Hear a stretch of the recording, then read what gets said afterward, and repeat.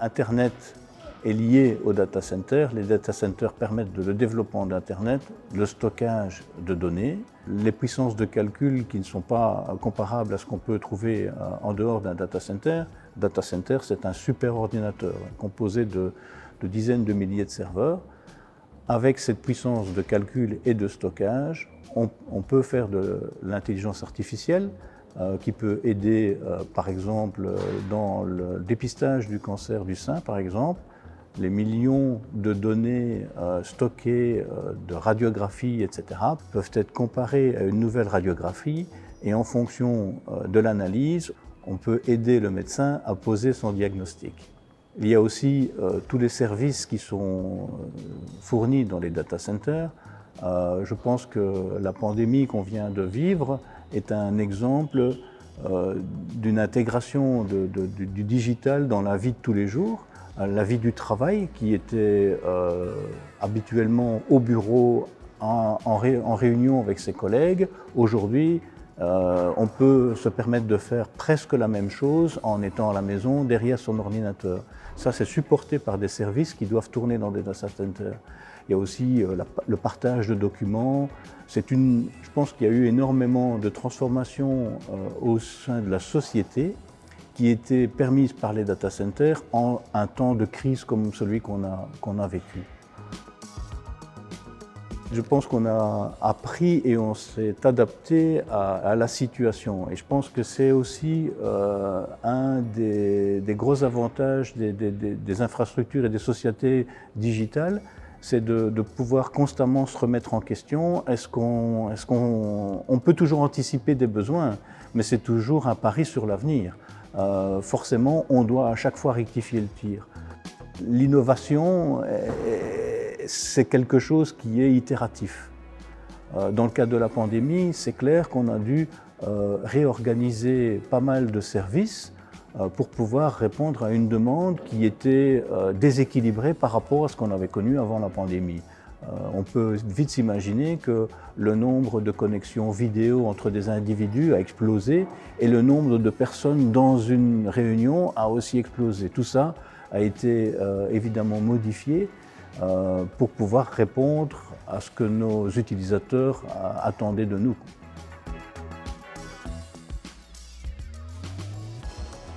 L'innovation, elle est en lien avec l'évaluation des attentes aussi de nos utilisateurs. Il y a celle qui est donc réactive, mais il y a celle qui est aussi proactive. Au niveau de l'innovation, nous sommes très très bien placés ici. On a été le premier data center à avoir sur notre site une production photovoltaïque solaire.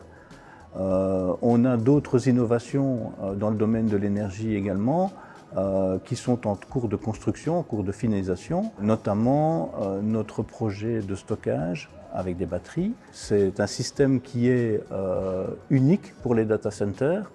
C'est un système qui est utilisé de manière courante pour stocker de l'énergie et la restituer. En règle générale, on stocke de l'énergie renouvelable quand elle est produite, on la restitue. Nous avons voulu intégrer ça à nos data centers.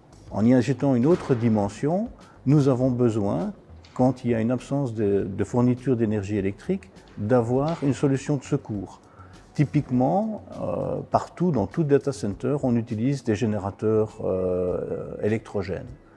Ici, on a combiné notre installation solaire avec la restitution d'énergie renouvelable et aussi la production d'énergie de secours, ce qui permet d'éliminer le besoin d'installer un générateur avec tous ces inconvénients, le stockage de fuel sur site, les émissions quand il fonctionne, l'entretien qui aussi émet. Donc voilà, ça c'est une partie de notre innovation. C'est-à-dire, de temps en temps, on pense que l'innovation c'est partir d'une feuille blanche sur quelque chose de totalement irréel. Je pense que les industriels peuvent faire des choses différentes, c'est-à-dire prendre quelque chose qui existe et l'adapter aux besoins en ayant l'idée, tiens, on pourrait essayer ceci. C'est un projet qu'un de nos ingénieurs a pensé et qui était accepté au niveau corporate et on a été accepté comme site pilote puisqu'on était motivé pour le faire. Et bon, voilà, c'est pas facile, mais on est en train de mettre ça en service.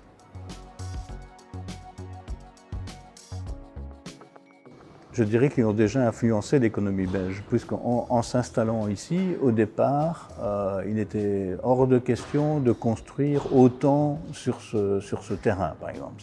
Voilà, en 2007, quand on a commencé la construction du data center, il était question de 2 bâtiments sur le terrain. C'était la vision à très long terme à l'époque. On se rend compte aujourd'hui qu'il en est tout autre. On est en train de construire le 5e bâtiment sur ce campus.